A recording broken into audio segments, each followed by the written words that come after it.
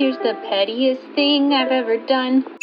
So I was in need of a new car, and I don't know if you guys know this, but car salesmen, the worst people on the planet, just the scum of the earth. But anyway, online I see this adorable yellow used Jeep Renegade. I'm stoked. I fell in love with this car online, and the sticker price is just a little bit more than what I got refunded for my original car. God bless Geico and God bless full coverage. For real, guys, get it. It's a lifesaver. So we go check out this Jeep, and we thought that we were being smart, so we go another week later to make sure that it's not an emotional purchase. We're so proud of ourselves thinking that we're doing our due diligence, but we test drive it. There's a couple of things that are wrong, right?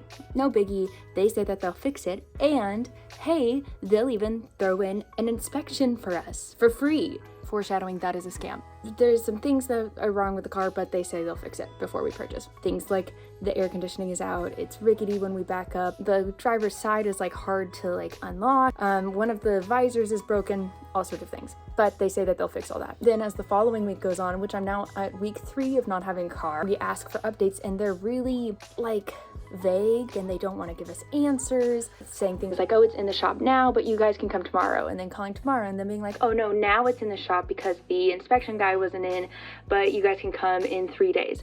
Just giving us a total runaround, being really terrible. So I'm really starting to get desperate for this car, which was another mistake of mine. Finally, they say, okay, you guys can come over at like 8 p.m. The place closes at 9, all right? Then we get there, my car is in the parking lot in the sunset, it looks real cute, it's sparkling, I'm like, oh my god, this is my car! That's a trick. But then when we go inside, they proceed to ask us for almost $10,000 more than the sticker price, and they just start generally being a-holes to us. We sit there, we're arguing. They at one point like claim that we're doing different math than them, even though we're trying to break that down, the month-to-month payment and like how much I'm paying and all sorts of things.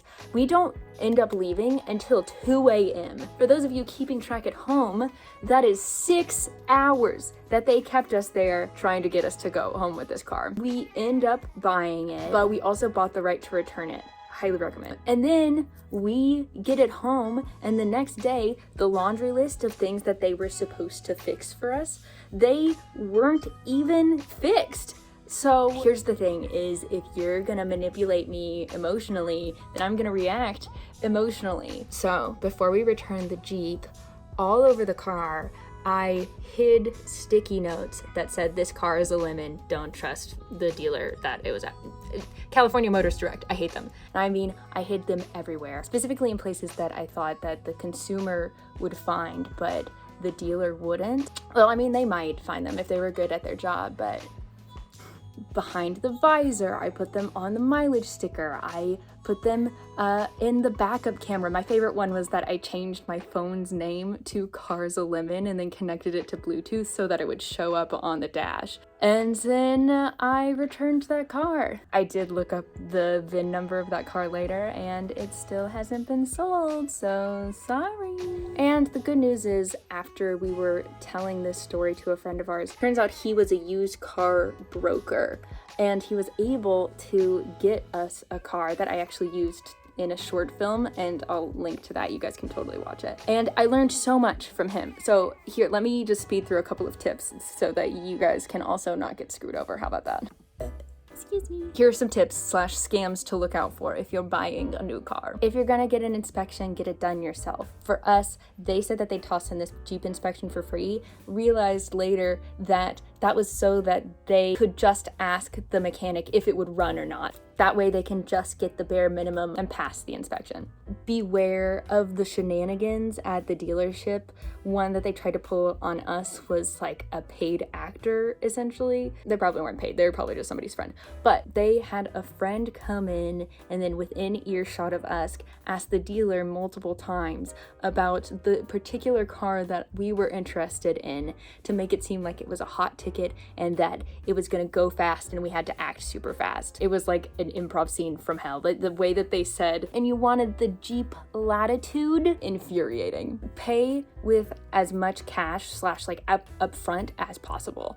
And you don't necessarily have to pay at the dealer. Just if you're gonna get the loan, make that your first payment so that you pay off a bunch of it. Know how much you're gonna spend beforehand and just walk away if it ends up being more than that. Just don't even think about it. Oh, and realize that there is going to be a little bit with licensing and fees, probably about a minimum $2,000 more on the sticker price. So budget for that. Oh, also on finance things, you don't have to get a loan through the dealership. You can go to a third-party bank, a lender yourself, and get that loan pre-approved. That way you can walk in knowing if you're going to be able to afford it or not, and you don't have to put up with their shenanigans and trying to get into whatever contract they decide that they want to put you on. Oh my gosh, if you can, it's going to be a little bit spendier, but get a certified pre-owned car.